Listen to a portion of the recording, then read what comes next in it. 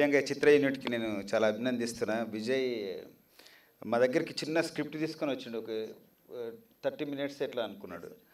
ఇది దాన్ని ఎక్స్టెండ్ చేయి మంచిగా సినిమాలాగా అవుతుంది, ఫీచర్ ఫిల్మ్ లాగా అవుతుందని నేనే గట్టిగా చెప్పినాం. అశోక్ అన్న నేను ఇద్దరం కలిసి మా స్టూడియోలోనే దాన్ని ఎక్స్టెండ్ చేయి మంచిగా ఉంటుందని. తర్వాత రమేష్ అన్న కూడా కలిసి వాళ్ళు మంచిగా సినిమా చేసినారు. ఇది సుష్మన్ సినిమా తర్వాత మన ఈ ఇక్కత్ మీద వచ్చిన సినిమాల్లో మల్లేశం, దాని తర్వాత ఈ సినిమా. ఇంతవరకు అయితే ఈ 3 సినిమాలే మనకు కనిపిస్తాయి. అంటే వీవింగ్ కల్చర్, మన ఇక్కత్ ఆ ట్రెడిషన్ని, ఆ కల్చర్ని, తర్వాత వాళ్ళ ఈస్థెటిక్స్ని, వాళ్ళ పెయిన్ని, వాళ్ళ ఆర్ట్ ఫామ్ని చూపించడం ఇంత ఇన్ డీటెయిల్గా.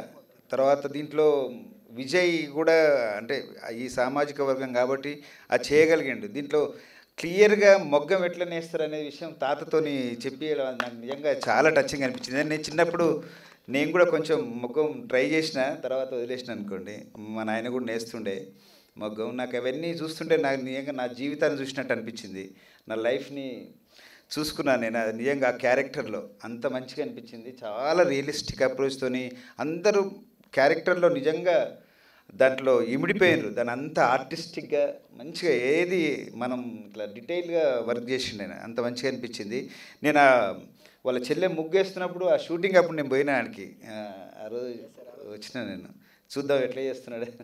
మంచిగా అనిపించింది. చాలా బాగా చేసినావు విజయ్. All the best. మంచి ఫ్యూచర్ ఉంది. మంచి డైరెక్టర్ అవుతావు నువ్వు ఫ్యూచర్లో. రమేష్ అన్న కూడా ఇట్లా మంచి మంచి సినిమాలు తీయాలి. ఇంకా 10-20 సినిమాలు తీయాలి ఇట్లనే. కానీ అంటే మానిటర్ బెనిఫిట్ లేకపోయినా కానీ ఒక పర్సనల్ ఒక సాటిస్ఫాక్షన్ ఉంటుంది. ఏంటంటే ఒక మంచి సినిమా మంచి అటెంప్ట్ చేసిన ఒక గుడ్ హానెస్ట్ ఫీలింగ్ అయితే కలుగుతుంది డెఫినెట్గా. అందరికీ శుభాకాంక్షలు, అభినందనలు. Wonderful film. Thank you.